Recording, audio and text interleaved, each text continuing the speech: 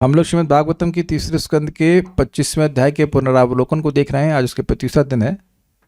यहाँ भगवान बोल रहे हैं कि इससे पहले श्लोक में बोले थे कि जब व्यक्ति का अहम और मन से उत्पन्न काम और लोभ आदि मल से मन शुद्ध हो जाता है, उनसे रहित हो जाता है और शुद्ध हो जाता है, तो अदुखम असुखम समम, न तो वह दुख का अनुभव करता है और न ही सुख का अनुभव करता है, सम हो जाता है, इक्वानिमिटी में सिचुएटेड हो जाता है। और उस समय तदा पुरुष आत्मानम केवलम प्रकृति परम निरंतरम स्वयं ज्योति अणिमानम अखंडितम। क्या हुआ? ओके। तो उस समय, किस समय? जब मन अदुख असुख, जब दुख का भी अनुभव नहीं करता है और सुख का भी अनुभव नहीं करता है, ऐसी अवस्था में जब पूरी तरह शुद्ध हो जाता है, तब उस समय पुरुष मतलब जीवात्मा आत्मानम स्वयं को केवलम प्योर शुद्ध रूप में प्रकृति परम प्रकृति के परे रूप में देख पाता है। निरंतरम मतलब स्थूल और सूक्ष्म देहों के व्यवधान से रहित देख पाता है। मतलब व्यवधान क्या? जैसे व्यवधान समझाया था मैंने आपको, पर्दा है तो कोई पर्दा सामने आ गया, जैसे मेरा हाथ मेरे सामने आ गया तो आप चेहरा नहीं देख पा रहे मेरा, सिंपल। तो ये व्यवधान हट गया तो कोई अंतर नहीं पड़ा। अंतर means gap. Is it sinking? तो ये बात है कि अभी व्यक्ति क्या देख रहा है कि वह ये देह है, तो अभी वह यही देखता है कि वह देह है। देह दिखता, आत्मा नहीं दिखती। ऐसे मान के चलिए कि देह का अवरोध है, फिर सूक्ष्म शरीर का अवरोध है, उसके पीछे आत्मा है। दो पर्दे हैं कि नहीं? क्या दिख रहा है? देह दिखता है, तो स्थूल देह का अंतर आ गया। और उसके बाद मान लो अपनी पहचान स्थूल देह से नहीं करता, तो लोग सूक्ष्म देह से पहचान करते हैं, अपने मन से, अपने अहंकार से पहचान करते हैं। तो वो मन से और बुद्धि आदि से करते हैं, वो देह से पहचान नहीं करते। तो वहाँ भी वे अपनी पहचान मन से कर रहे हैं, तो सूक्ष्म देह से पहचान कर रहे हैं, तो सूक्ष्म देह भी दिख रहा है या उससे पहचान हो रही है, और स्थूल देह नहीं दिख रहा है। तो इस प्रकार के अंतर से रहित होकर देख पाता है। स्वयं ज्योति मतलब होता है स्वयं प्रकाश। देखिए, इस जगत पे जो जड़ वस्तुएं हैं, उनसे अपने से जनरली उनसे अपने आप से प्रकाश नहीं निकलता है। तो प्रकाश जब उन पर पड़ता है तो आप देख पाते हो, सिंपल। लेकिन सूर्य एक ऑब्जेक्ट है जो आप जानते हैं कि वो, उसको प्रकाश की जरूरत नहीं, वो स्वयं प्रकाश है, मतलब स्वयं प्रकाशित होता है और प्रकाशित करता है। तो ये स्वयं प्रकाश का अर्थ है कि जिसको प्रकट देखने के लिए कोई और प्रकाश की जरूरत ना हो। तो आत्मा स्वयं से अपने आप को देख लेता है। अभी हम जो चीजें देखते हैं वो इंद्रियों के माध्यम से देखते हैं। थोड़ी आवाज कम कीजिए, गूंज रही बहुत, हल्का सा, बहुत हल्का सा। हाँ, ठीक है। अभी आप कुछ देखते हो तो प्रकाश के माध्यम से देखते हो, प्लस इंद्रियों के माध्यम से देखते हैं। लेकिन ऐसी अवस्था में जब मन पवित्र हो गया है पूरी तरह से, तो वह अब उसको अपने को देखने के लिए किसी इंद्रिय की जरूरत नहीं, भौतिक इंद्रिय की जरूरत नहीं। समझ में आ गई बात? स्वयं ज्योति करते। अणिमा मतलब होता है अत्यंत छोटा, बहुत सूक्ष्म। और अखंडित का मतलब होता है अनडिवाइडेड। ये था ना, अपने को देखने के लिए सेंसेस के बिना कैसे देंगे? सेंसेस मतलब मटेरियल सेंसेस। आत्मा की तो इंद्रिया है ही ना भाई, लेकिन स्पिरिचुअल सेंसेस से खुद से अपने आप को देखता है। ये मतलब किसी भौतिक इंद्रिय की जरूरत नहीं है, ये बात आप बोलते हैं। ये सब बातें सुनना जरूरी है, क्योंकि जब तक ऐसी अवस्था प्राप्त नहीं हो जाती है, आपको भक्ति करते रहना है। कितने लोग अपने आप को देख पा रहे हैं अभी? कोई देख पा रहा है अपने आप को?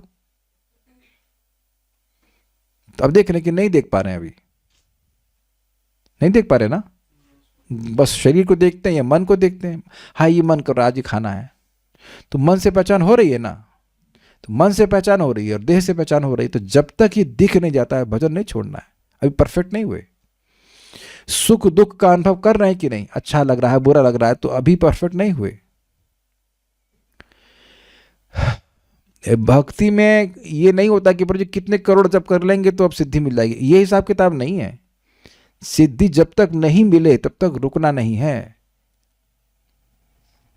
ये बात बहुत सिंपल लगती होगी आपको, लेकिन देखिए 10-20 साल भजन करने के बाद व्यक्ति सोचने लगता है अब तो मैं रिलैक्स कर सकता हूं। और ये बहुत बड़ा दूषण है। भक्ति में प्रगति कर रहे हैं तो रिलैक्स का कोई मतलब नहीं होता, भक्ति और बढ़ेगी। अगर 20 साल के बाद आप सोच रहे हैं कि मैं रिलैक्स, अगर 20 साल हो गए तो कि अब मैं रिलैक्स कर सकता हूं, दैट मीन्स भक्ति में कुछ डिस्टर्बेंस हो रहा है। क्या समझ में आ रहा है सिम्टम? जिंदगी में कभी ये भाव आए ना कि अब मैं रिलैक्स कर सकता हूं ना। हरिदास ठाकुर जी के बारे में आप सुन पढ़ सकते हैं, अध्याय 5 है उनका देह त्याग। वो वृद्ध हो गए हैं, उनके शरीर में मतलब शक्ति नहीं है, फिर भी 3 लाख नाम जब पूरा करना चाहते हैं। तो मैं खाली बोलना चाह रहा हूं कि जब तक रिजल्ट नहीं मिले तब तक दवा ग्रहण करते रहना चाहिए।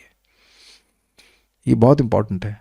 ये आप नहीं कहते हो कि मैं इतने महीनों से दवा खा रहा हूं, that is not the focus. Focus is सही होना है। ओके, अब हम लोग आगे देखते हैं, बड़ा इंटरेस्टिंग है। ज्ञान वैराग्य युक्तेना भक्ति युक्तेना चात्मना परिपश्यत उदासीनम प्रकृतिम च हतौजसम। जो पिछले श्लोक की व्याख्या कर रहा था कि वो देखता है, वो यहाँ शब्द से आता है परिपश्यत से।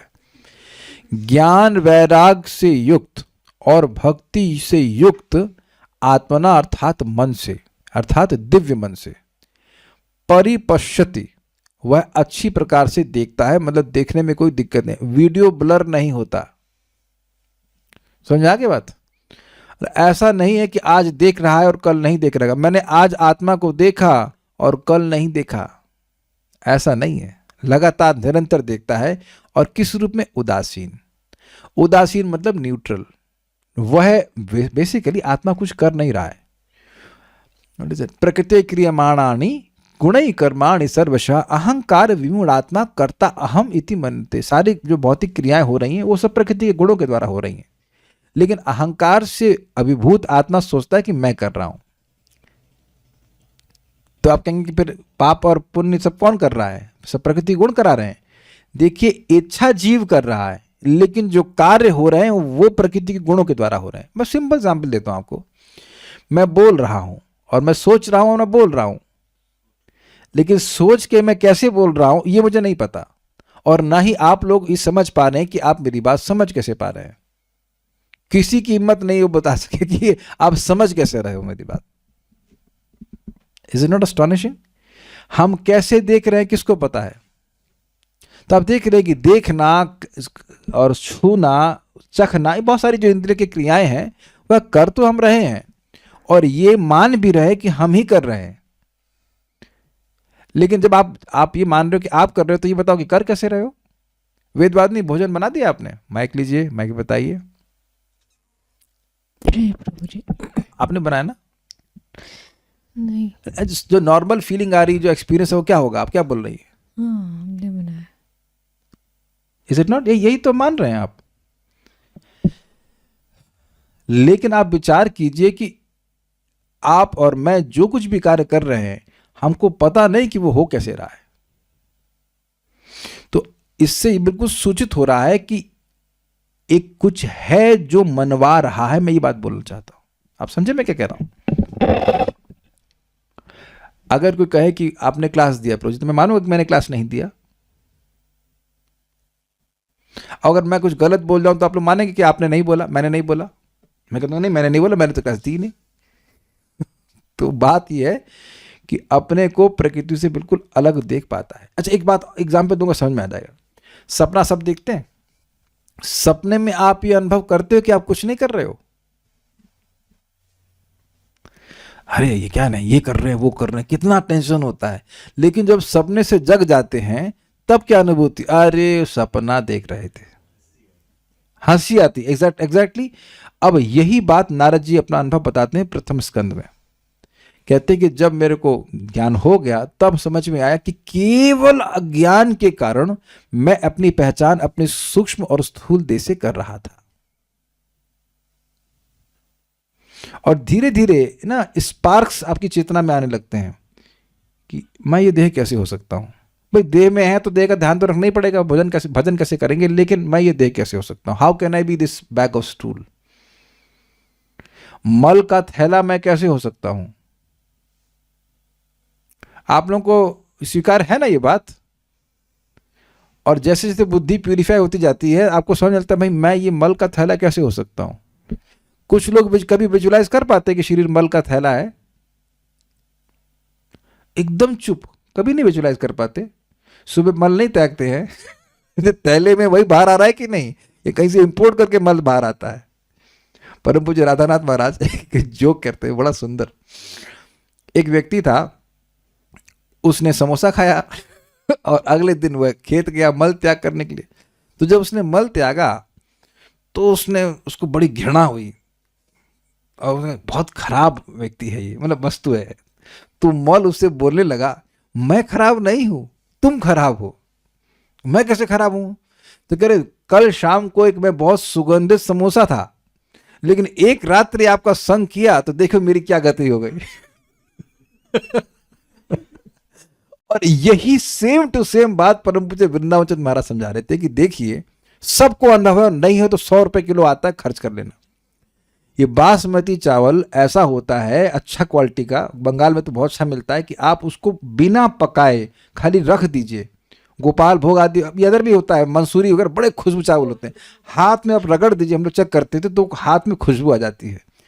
तो जो चावल पूरे घर को महका देता है, वो चावल इस असत शरीर में चला जाए और 8 घंटे बाद उसकी ऐसी क्या हालत हो जाती है कि अब उसको कोई देखना नहीं चाहता, मल बन जाता है कि नहीं। ऐसे शरीर से अपनी पहचान व्यक्ति कर रहा है। तो जब व्यक्ति को ज्ञान हो जाता है तो वो देखता है कि हम किस प्रकार से अज्ञान में ही अपने स्थूल और सूक्ष्म देह से पहचान कर रहे थे। इसीलिए तो ये सब सम्मान की इच्छा ना एकदम बेवकूफ़ी है। बेवकूफ़ी ही नहीं, इसको शूकर एरा विष्ठा, सुअर का मल कहा गया है। तुम किसके लिए सम्मान चाह रहे हो भाई, विचार कीजिएगा।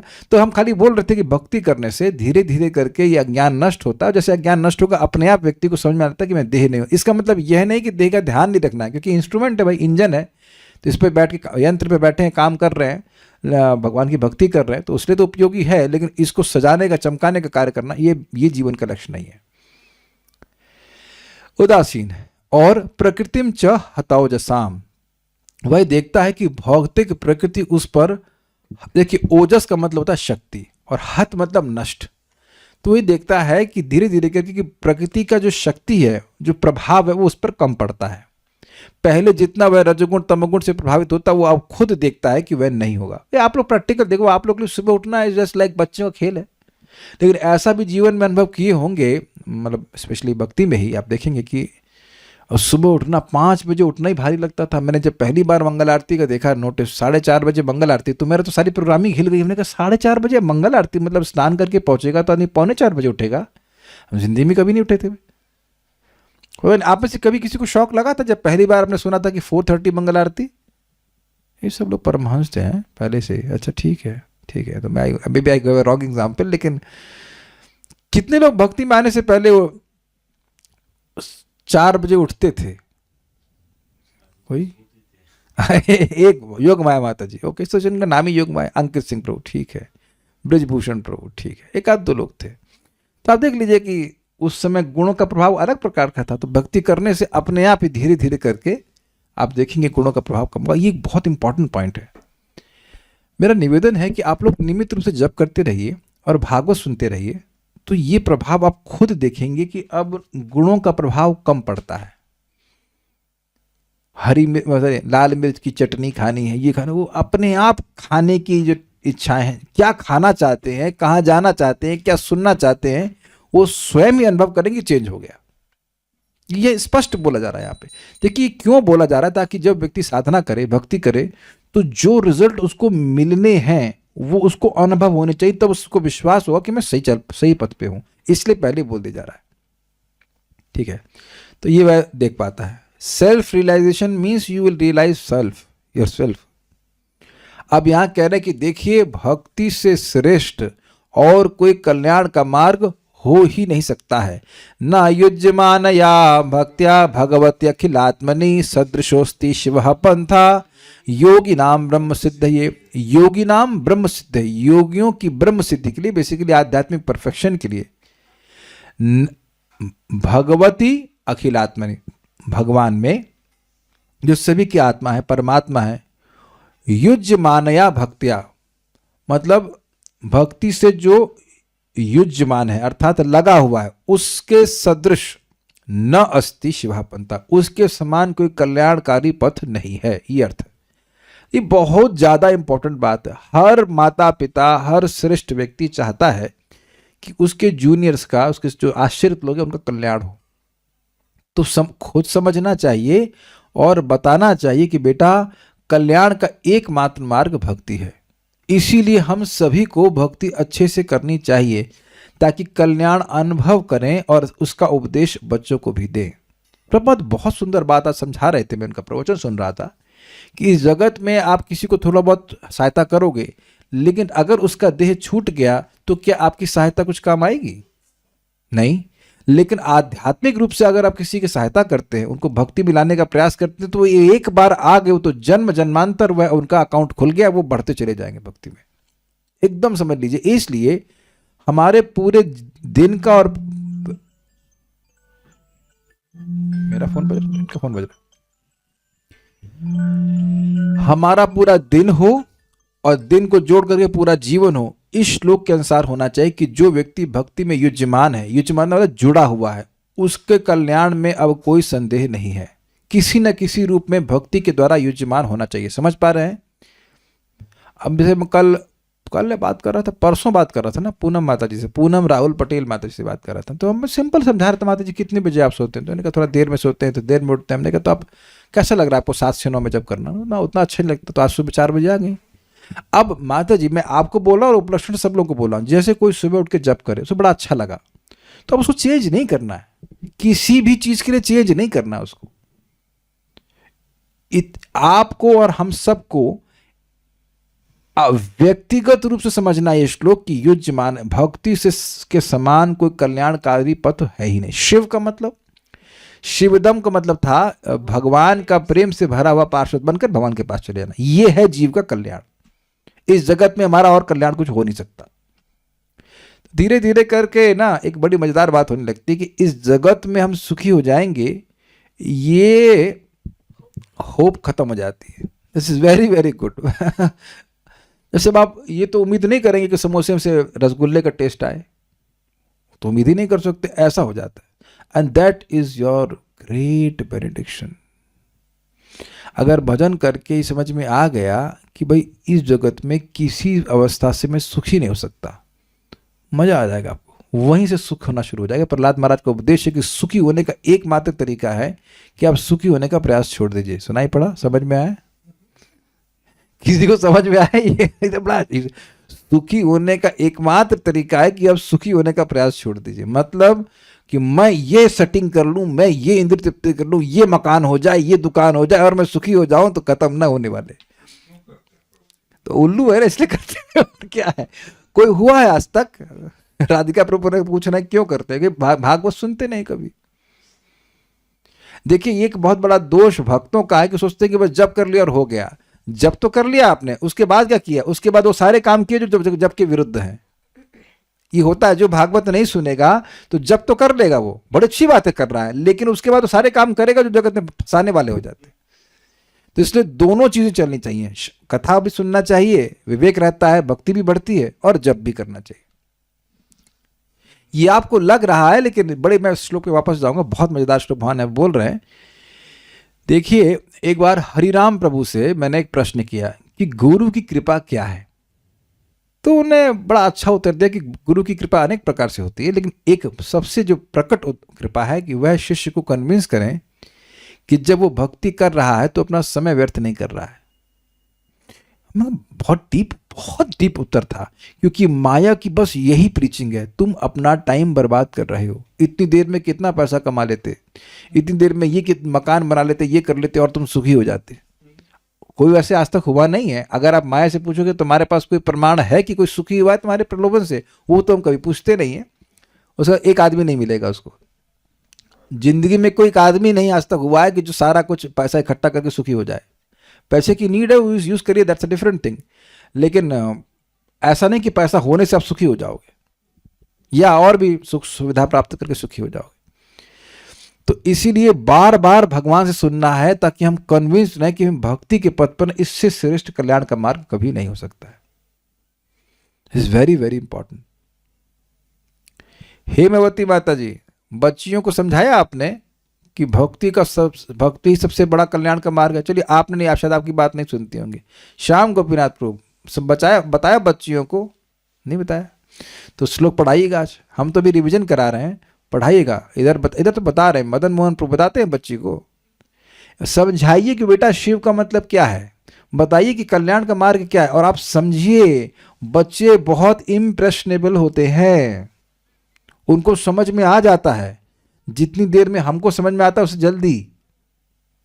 लेकिन बताइए तो सही, ट्यूशन तो पढ़ाइए। This is your service. अच्छा, हमें क्या फायदा मिलेगा? तो भगवान बोलते हैं 5वें स्कंद 5वें अध्याय में, मल्लोक कामः, अगर मेरे धाम की इच्छा करते हो तो जब कोई पिता है, कोई गुरु है, कोई भी है सुपीरियर, उसको ऐसे ही अपने शिष्यों को या अपने डिपेंडेंट्स को ज्ञान देना चाहिए कि बेटा भक्ति करो, उससे तुम्हारा कल्याण होगा। और एक अमेजिंग बात यह भी है कि भक्ति करने से ऐसा नहीं कि आपका भौतिक जीवन डिसरप्ट हो जाता है, ऐसा कुछ भी नहीं है। फर्स्ट क्लास चलता है। सुबह उठ के चैंटिंग कीजिए। जो समय हम व्यर्थ करते हैं अगर वो भी भक्ति में लगाएंगे तो बहुत कल्याण हो जाएगा। इस समय कोई सीरियल देख रहे होते और आप सीरियल से कथा सुन रहे हैं, सीरियल वाला श्लोक है ना, सिंपल सी बात है। आप विचार कीजिए कि अगर इस क्लास में नहीं आए होते तो ये श्लोक नहीं देख रहे होते इस समय आंख गड़ा करके। तो धीरे धीरे करके जब बार बार बात सुनते हैं तो समझ में आने लगता है कि ये कल्याण का मार्ग है। अब बड़ा सुंदर बात कहते हैं यहां, भगवान कह रहे हैं कि जो चीज बंधन का कारण होती है वही मोक्ष का कारण होती है। बहुत अच्छा बात बोल रहे हैं। प्रसंगमजरम पाशम आत्मनः कवयो विदुः स एव साधु शुक्रतो मोक्ष द्वारम अपावृतम। This is brilliant shloka, this is the life guiding shloka. प्रसंगम अजरम पाशम, ये प्रसंग है, प्रकृष्ट संग है, आसक्ति है, भौतिक आसक्ति। वो कैसा पाश है? अजर पाश। जरा मतलब बुढ़ापा, और अजरा मतलब ना बुढ़ापा। अर्थात ये जो पाश है, जो भौतिक आसक्ति है देह में गेह में, ये कभी बुढ़ी नहीं होती। अच्छा, कौन व्यक्ति पिछले जन्म में नहीं मरा था? क्या ये प्रश्न है अजीब सा। मरे ही थे तभी तो आए जन्म में। तो उस जन्म में और इसके पिछले जन्म में और कई बार हम लोग मर चुके हैं। तो जब मर चुके हैं तो बुढ़े भी तो हुए होंगे। लेकिन क्या भौतिक आसक्ति कम हुई? तो चलिए वो छोड़ दीजिए। इस जगत में क्या आप देख रहे हो कि बुढ़ों की आसक्ति कम हो रही है? हम एक हार्डवेयर स्टोर से सामान लेके आते हैं, अग्रवाल हार्डवेयर करके हैं।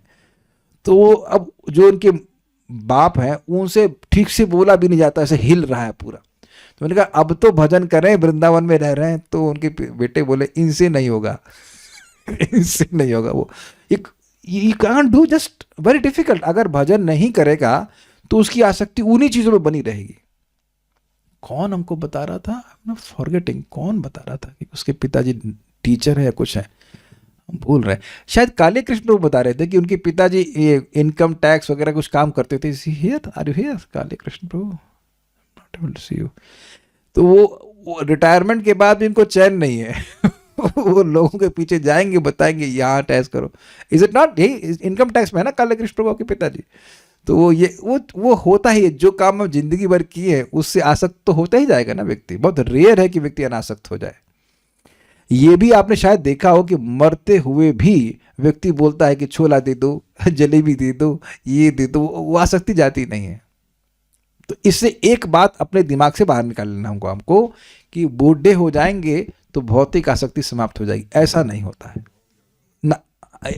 हाँ, राधिका प्रभु कह रहे बढ़ जाएगी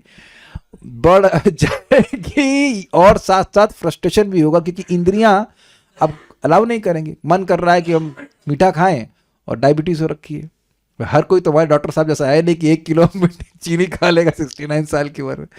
तो अब ये बहुत इंपॉर्टेंट बात है। इसीलिए ब्रह्मचर्य का पालन करते हैं, 25 साल तक इंद्रिय सेवन करते हैं। गृहस्थ में भी भक्ति करते हैं। ये नहीं गृहस्थ में लाइसेंस ले लिया भजन नहीं करना, और फिर वानप्रस्थ में तो इंद्रिय सेवन है ही। तो फिर आसक्ति कम होती जाती है। तो कह रहे हैं प्रसंगम अजरम पाशम आत्मनः कवयो। आत्मा का ये जो भौतिक आसक्ति है देह में और गेह में, गेह समझ रहे हैं, देह संबंधित वस्तुएं पत्नी आदि में, उसको अजर पाश कहा गया है। कवियों के द्वारा ये अजर पाश विदु अर्थात जाना गया। यही अर्थ है ना, विदु मतलब जाना गया है, मानते हैं। कवि जन जो बुद्धिमान है वो जानते हैं कि आत्मा का जो देह में आसक्ति है वह अजर पाश है। वह कभी बूढ़ा नहीं होता है। लेकिन स एव साधुषु कृतो, अगर यही आसक्ति साधुओं में कर दी जाए तो मोक्ष द्वारम अपावृतम, मोक्ष का द्वार पूरी तरह से खुल जाता है। तो एक प्रश्न होगा कि भाई साधुओं में आसक्ति का मतलब क्या है? 6 प्रकार से आसक्ति होती है। भोजन देना, भोजन स्वीकार करना, आप जिससे प्रेम करते हो उसी को भोजन देते हैं, unless you are paid for it, just like air hostess.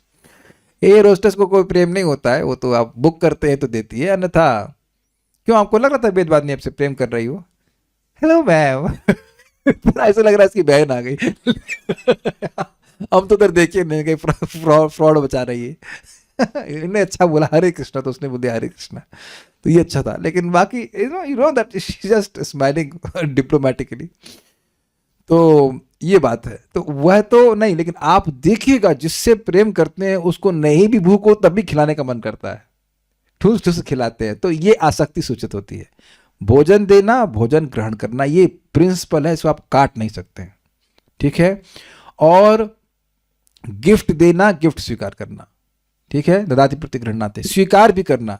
हमारे घर में एक भक्त आए, अपने पति के संग आए थे, तो वो हमारे लिए कुछ वस्तु प्रसाद दे के आए थे, तो हम लोग भी कुछ दिए, तो उनके पति बोले अरे देने आई थी, लेने तो ना आई थी। ना ना ना, देना भी होता है, लेना भी होता है। अच्छा एक चीज बताइए, कभी किसी के संग गुस्सा हो गए हो तो अच्छी वस्तु भी दे तो आप नहीं लेते ना? यह है ना अनुभव? नहीं हम नहीं लेंगे, नहीं चाहिए, नहीं हम तुमको पसंद नहीं करते, तो क्योंकि उस व्यक्ति को पसंद नहीं करते इसलिए वस्तु भी नहीं ग्रहण करते। अग्रीड? तो ये हो गया आसक्ति। और तीसरी जो सबसे इंपॉर्टेंट है, गुह्यम आख्याति पृच्छति, ये सबसे इंपॉर्टेंट है। हृदय की बात को शेयर करना, हृदय की बात को सुनना। लेकिन ये प्रजल्प के लिए नहीं बोल रहे हैं, बात है भगवान के बारे में चर्चा होनी चाहिए। ये सबसे इंपॉर्टेंट साधु संग है, और इससे मोक्ष का द्वार खुल जाता है। व्यक्ति का भगवान भक्त प्रिय लगने लगे तो अब भगवान भी प्रिय लगने लग जाएंगे, और यही तो हम सबके संग हुआ है। कितने लोगों को भगवान प्रिय लगते थे भक्ति में आने से पहले, और अगर मान लो लगते भी थे तो उतना तो नहीं लगते जितना कि अब लग रहे हैं। तो ऐसा नहीं कि आप बिल्कुल इस श्लोक को जीवन में घटित तो नहीं देख पा रहे हैं। ये बहुत इंपॉर्टेंट श्लोक है। साधु कौन है जिनकी शरण ले? किनकी संगत करने से मोक्ष का द्वार खुल जाएगी, तो क्लियर बताइए। तो अब साधुओं का तटस्थ लक्षण बता रहे हैं, मतलब जिनके द्वारा पहचानोगे। मेरे संग बोलिए, तितिक्षवः कारुणिकः सुहृद सर्वदेहिनाम अजात शत्रवः शांता साधवा साधुभूषणा। बहुत सुंदर श्लोक था, बहुत सुंदर श्लोक। तितिक्षवः, वह सहनशील है, सहनशील होते हैं। क्यों? कारुणिका, करुणा उनके मन में होती है। वह क्यों होती है? क्योंकि सुहृद है, सभी जीवों के हितैषी है। अकारण हितैषी, अकारण हितैषी मतलब इस जगत में कभी कोई व्यक्ति कुछ करता है तब उसके लिए हम अच्छा करते हैं, लेकिन साधु लोग के प्रति कोई कुछ करेगा तब अच्छा करेंगे, ऐसा नहीं। ये स्वभाव ही हो जाता है, क्योंकि हृदय में भक्ति रहती है तो वो अपने आप ही मन करता है कि दूसरे का हम कल्याण करें, दूसरों को सहायता करें। This is very very important quality of a devotee. सुहृद सर्वदेही नाम, जितने भी देही है, जितने भी जीव है, उन सभी के प्रति साधु का कल्याण करने की भावना होती है, उनका हितकारिता की भावना होती है। फिर कह रहे हैं अजात शत्रुवः, उनका शत्रु जन्म ही नहीं लेता। शत्रु को कभी हैप्पी बर्थडे विश क्यों नहीं कर पाते वेदवाद ने? क्योंकि शत्रु जन्म ही नहीं लिया। मतलब हो सकता है कि उसको शत्रु माने, लेकिन वह किसी को शत्रु नहीं मानता। आप देखेंगे युधिष्ठिर महाराज का एक नाम है अजात शत्रु, उनका कोई शत्रु नहीं था। अब एक प्रश्न है कि उनका शत्रु क्यों नहीं होता कोई? क्योंकि शांत मतलब जो शांत मतलब जिसकी इंद्रिय डिस्टर्ब नहीं है। जो व्यक्ति इंद्रिय तृप्ति के लिए व्यग्र है वो अशांत, और जो इंद्रिय तृप्ति के लिए व्यग्र नहीं है वो शांत। ये समझ लीजिएगा कि शत्रुता कभी हुई है तो केवल इसीलिए कि हम इंद्रिय तृप्ति चाहते हैं। कोई व्यक्ति दूसरे को परेशान तभी करेगा जब उसको इंद्रिय तृप्ति चाहिए, नहीं तो नहीं कर सकता। आपने कभी किसी को नहीं किया होगा, मुझे नहीं लगता कि किया होगा, लेकिन मान लिए कि कभी किया है तो केवल और केवल तभी जब इंद्रिय तृप्ति चाहिए थी, नहीं तो नहीं। तो जब भोग चाहिए ही नहीं तो काहे को परेशान करेंगे? They are happy. बोलिए प्रभु जी, जैसे कभी किसी के साथ मतभेद या मनभेद हो जाता है, पर उसके प्रति हमारी भावना अच्छी है, अभी भी मन से मतभेद हो गया, मत नहीं मिल पाए, तो शत्रु तो नहीं मान रहे, तो यहाँ क्या भेद है? या देखिए मन में क्या भावना आ रही है, मन में तो देखिए शत्रु की भावना जब आती है तो आप उसका अहित करना चाहते हो कि नहीं? तो अब आप ये देख लीजिए कि भक्ति कर रहे हैं और इस प्रकार की साधुत्व आ गया है, तो अकल्याण की भावना नहीं हो कि मर जाए, ये हो जाए, ऐसा नहीं आ सकता।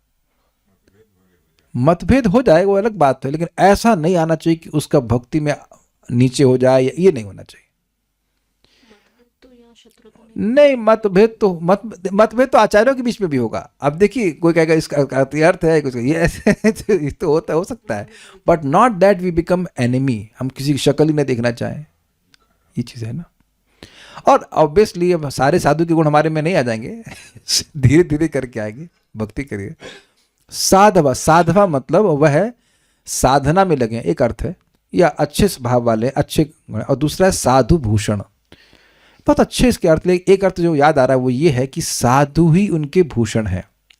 जैसे अपने भूषणों को व्यक्ति त्यागता नहीं है, ऐसे ही वे साधुओं का ही संगत करते हैं, साधु ही उनके अलंकार हैं। मतलब उनके जो चेले हैं, या चेले भी नहीं करें, उनके संगी से हैं, चेले चपाटे बोलते हैं, संगी, वह भी सब साधु हैं, समझे। जैसे कोई माता जी हैं तो अलंकार पहनती है ना, तो उस कान में धारण की रहती है ना, बाली बोलते हैं, क्या बाली, माला, तो वो साधु हैं। और उनके जो साथ वाले हैं, जो आभूषण, वह भी साधु हैं। ये भी एक अर्थ है। दूसरा अर्थ था कि सुंदर गुणों से युक्त वह रहते हैं, और बहुत सारे अर्थ थे, एक अर्थ मुझे यहाँ पे याद है तो मैंने कहा यहाँ पे। बेसिकली पॉइंट क्या है कि साधु लोग साधुओं का ही संग करना चाहते हैं, ये बात है। ये साधु का बहुत इंपॉर्टेंट लक्षण है कि वह साधु संग करना चाहता है, वह असत्संग नहीं करना चाहता है। वेदवादी जल्दी से ड्रेस बताइए, इसमें साधु की ड्रेस का वर्णन क्या हो रहा है, जल्दी से बताओ, इजी क्वेश्चन है। अरे देखो भाई ध्यान से, जीन्स पैंट और साड़ी, सैफरन, ब्लैक धोती, पठान सूट, कुछ लिखा है इसमें। तो आप जानबूझ के सब मैं ये बोल रहा हूं, जनरली हम लोग ड्रेस को देखकर साधु मानते हैं, लेकिन भगवान यहाँ ड्रेस नहीं, गुण पर बोल रहे हैं। हाँ ठीक है, वैष्णव ड्रेस होना चाहिए, लेकिन अगर टॉलरेंस नहीं है, दया नहीं है, तो फिर साधु क्या बना।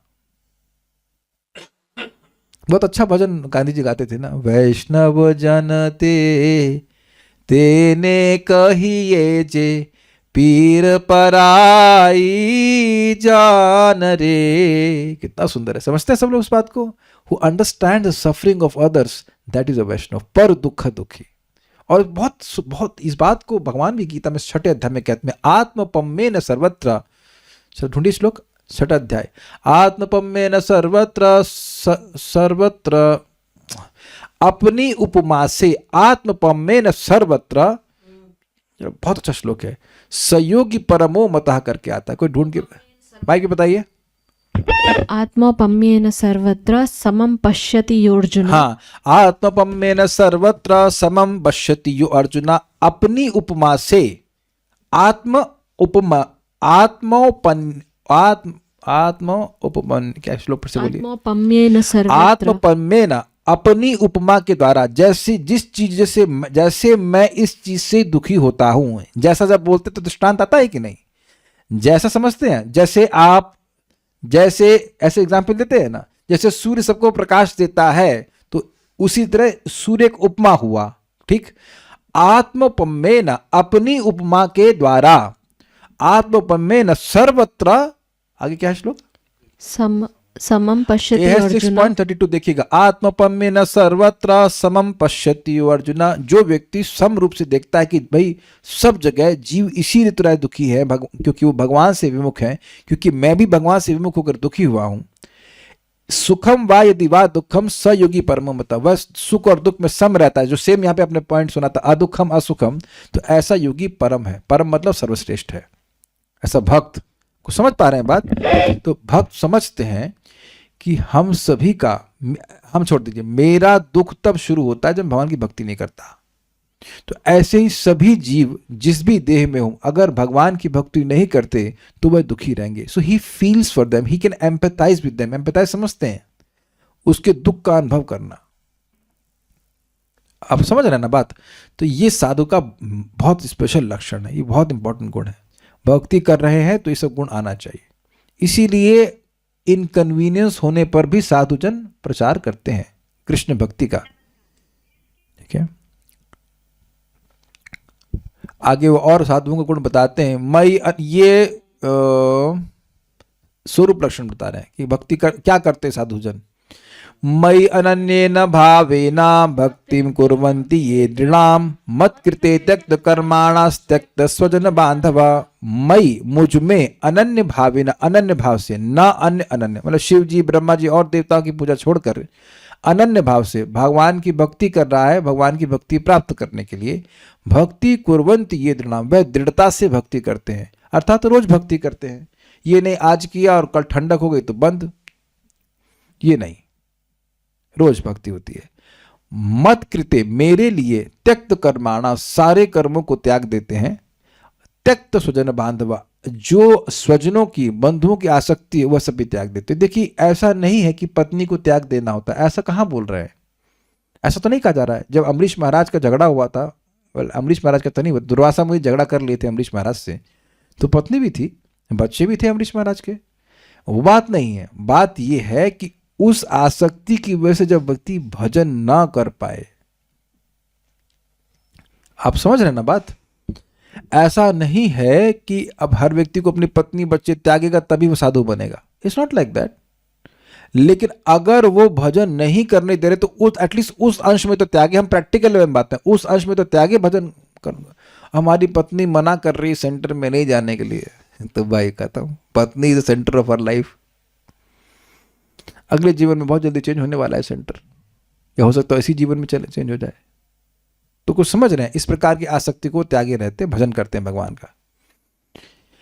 और क्लियर कर रहे हैं भजन किस प्रकार से होता है। मदाश्रया कथा मृष्टा शृण्वन्ति कथयन्ति च तपन्ति विविधास्तापा नैतान मदगत चेतसा। बहुत अच्छा है, मदाश्रया कथा मृष्टा, मेरा आश्रय लेते हैं। आश्रय मतलब, आश्रय मतलब वह स्थान जहां हमारे सारे दुखों की निवृत्ति होती है और सुख की प्राप्ति होती है। तो भक्त लोग समझते हैं कि भगवान की ही चरण आश्रय ही, चरण ही हमारे आश्रय हैं, अर्थात भगवत भजन से मैं सुखी होता हूं, अन्यथा मेरे दुख की निवृत्ति नहीं हो सकती। समझ में आ गया पहली शब्द का अर्थ?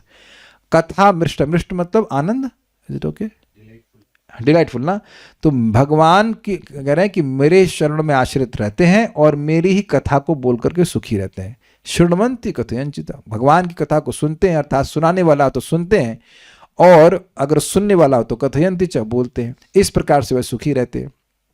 क्योंकि मन प्रसन्न, इसलिए तपन्ति विविधास्तापा ना, जो विविध प्रकार के ताप हैं, आदि भौतिक, आदि दैविक, आध्यात्मिक, यह सब भक्तों को नहीं सताते हैं। क्यों? एतान है ना, न एतान, ये जो विविध प्रकार के ताप हैं वह भक्तों को नहीं तपाते हैं, क्योंकि मदगत चेतसा, उनकी चेतना मुझ में लगी रहती है। अब देखिए एक प्रश्न होगा भक्त के मन में कि भाई ठंड तो भक्तों को लगती है ना, गर्मी तो लगती है। तो देखिए जो कष्ट हैं जगत के वह तो हर व्यक्ति अनुभव करता है। ऐसा तो नहीं कि मैं स्वेटर नहीं पहना हूं या आप लोग नहीं पहने, ये भूख नहीं लगती है, जो कुछ जो कष्ट है वो तो अनुभव होता है, लेकिन व्यक्ति दुखी नहीं होता है। क्या अंतर समझ पा रहे हैं? एग्जाम्पल देता हूं, जैसे मान लीजिए कि कहीं कोई जा रहा है गाड़ी से, अब गाड़ी में जाम लग गया, तो अब गाड़ी का मतलब ट्रैफिक जाम लग गया, तो अब दो लोग हैं सेम सिचुएशन में, एक भक्त है वो नाम जप कर रहा है, खुश है चलो जाम लगे कोई बात, जप कर रहा हूं मैं, और दूसरा व्यक्ति अब गाली दे रहा है। तो सिचुएशन चेंज नहीं हो रही है, लेकिन एक व्यक्ति दुखी हो रहा है और दूसरा व्यक्ति दुखी नहीं है। जितना मन भगवान में अभिनिविष्ट है उतना वो सुखी है, तो बाह्य परिस्थितियों पर ध्यान नहीं जाता है। बहुत से भक्त अब इस बात पे ध्यान नहीं देते होंगे कि मौसम कौन सा है। कितने लोग मौसम देख करके जप करते हैं? Please raise hands here. हाँ, अब जाड़ा आ गया, अब हम जप करेंगे, अब चतुर्मास आ गया है, अब थोड़ा सा दिक्कत है, बारिश होगी तो अब हम नहीं करेंगे। तो जो इनकन्वीनियंस जगत की हैं वो तो होंगी, भूख लगेगी, शरीर में कष्ट भी आएगा, ये सब सबको अनुभव होता है। लेकिन जब भगवान की कथा से व्यक्ति प्रसन्न रहता तो इनसे प्रभावित नहीं होता।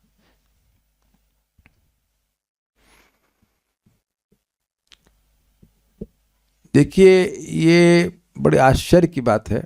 मैं एक भक्त से बात कर रहे थे तो कह रहे थे कि उनके कोई सो कॉल्ड रिश्तेदार है, वो प्रेम नहीं कर रहे। तो हमने कहा हम तो कर रहे हैं। हम और मेरा प्रेम लाभकारी है कि नहीं? क्यों भाई? अब मैं अपनी महिमा कुछ नहीं बोल रहा हूँ, बट मैं प्रेम करूंगा तो क्या बोलूंगा? भागवत बोलूंगा। प्रसाद खिलाऊंगा तो हम प्रसाद तो खैर खाने की जरूरत नहीं, तो सब डिवोटी हैं उनके तो खाने को मिल रहा है, तो इधर क्यों नहीं आते?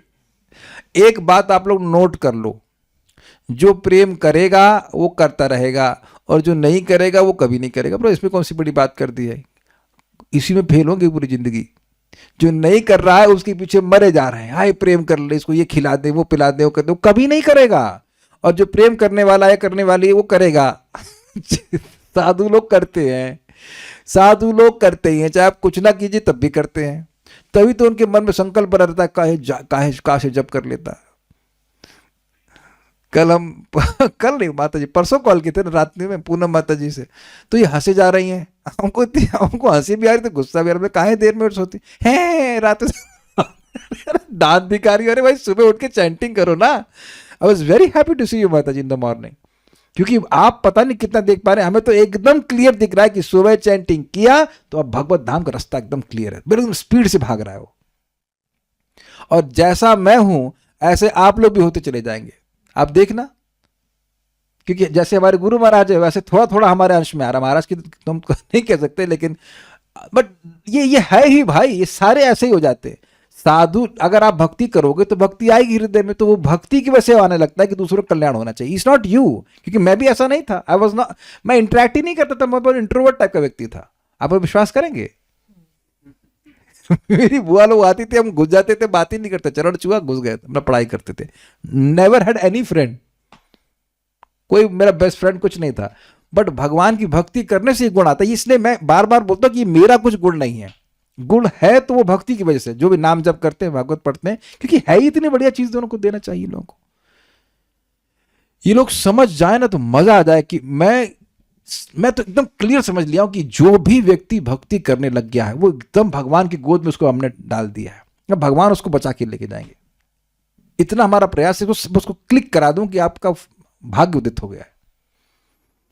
पता नहीं, हमको तो समझ में आता है, पता नहीं कितने लोगों को समझ में आता है। समझ में आएंगे तो आपका दर्शन होता रहेगा लास्ट ब्रेथ तक। तो खैर हम बात यहां पे कर रहे थे कि मदगत चेतसा, उनका चित्त भगवान में लगा रहता है, इसलिए खुश रहते। मैं आपको एग्जाम्पल दिया था ना कि हम महंगे वाले घर में गए, अपने वाले घर में थे, हम यहाँ पे हैं, और फिर दूसरे थोड़ा सस्ते वाले घर में थे, काफी सस्ते वाले, कितना था 1000 टाइम्स ना, 4 करोड़ और 4000।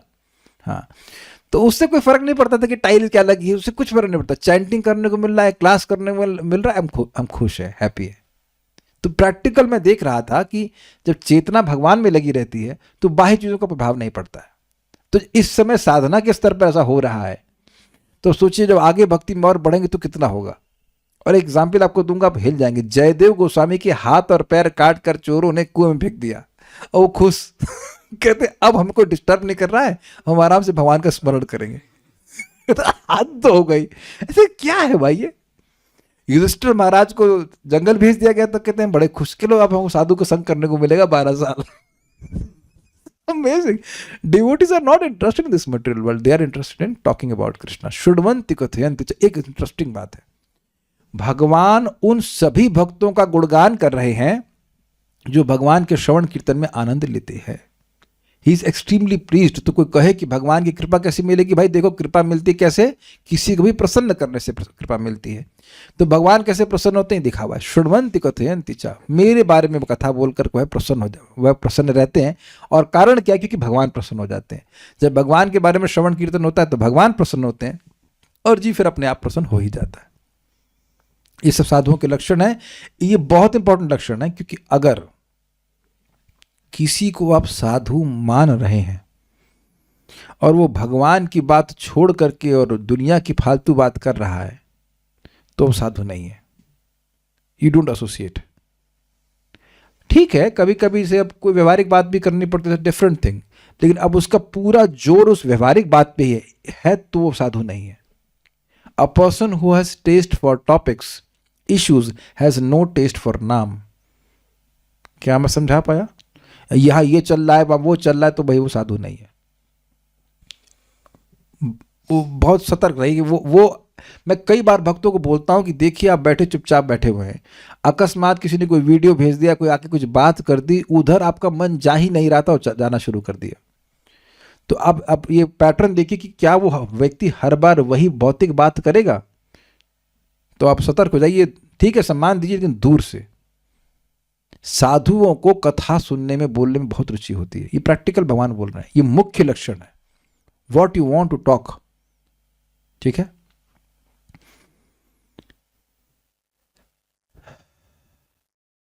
अब आगे क्या है,